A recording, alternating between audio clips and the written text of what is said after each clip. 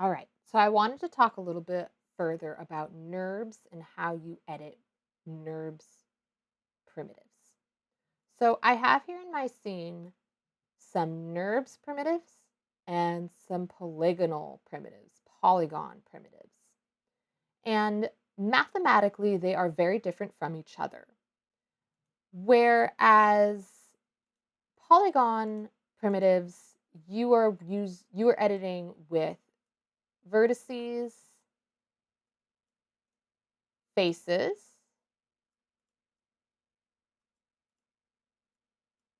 and edges.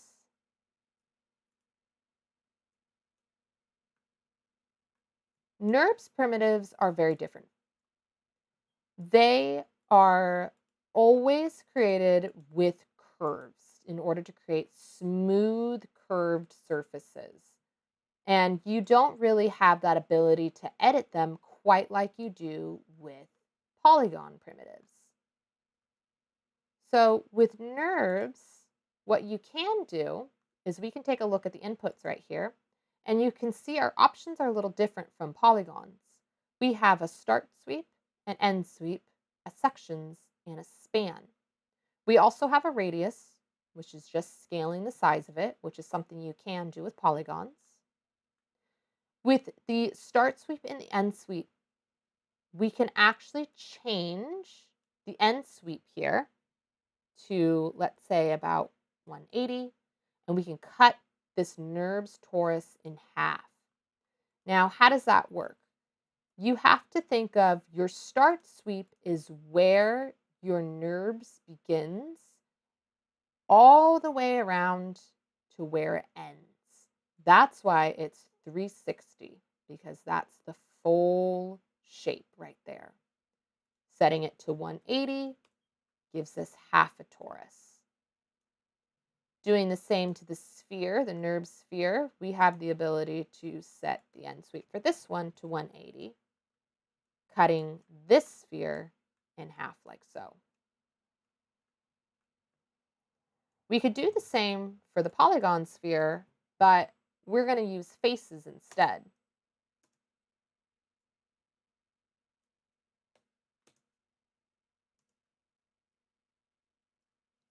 So I have a polygon sphere that is chopped in half. I have a NURBS sphere that's chopped in half, but they're done with very different methods. One, you'll directly edit the faces. The other takes using the inputs and editing the end sweep. You'll see that with NURBS, you also have something called your sections and your spans. And sections and spans is how many curves you have on your NURBS object. So with sections, those are your vertical curves, and spans are your horizontal curves. So you do have the ability to add more curves to your NURBS object in order to make it look a little smoother. In a very similar way that you can add more subdivisions to your polygon object and make it smoother as well. So mathematically, these objects are very different from each other. The calculations that Maya puts in to create these objects are very different.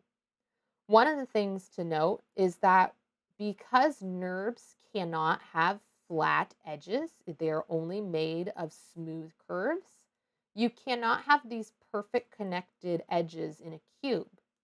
If you see, this cube is actually just a bunch of planes stacked on top of each other.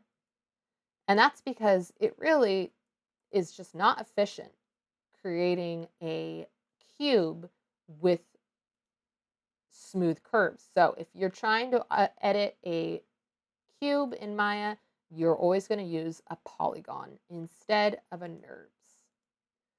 All right, one last thing. Where do you find NURBS in Maya? Well, NURBS has its own modeling shelf right up here underneath the tab surfaces, right next to the poly modeling shelf. So poly modeling is all of our primitive polygons. Surfaces is all of our primitive NURBS.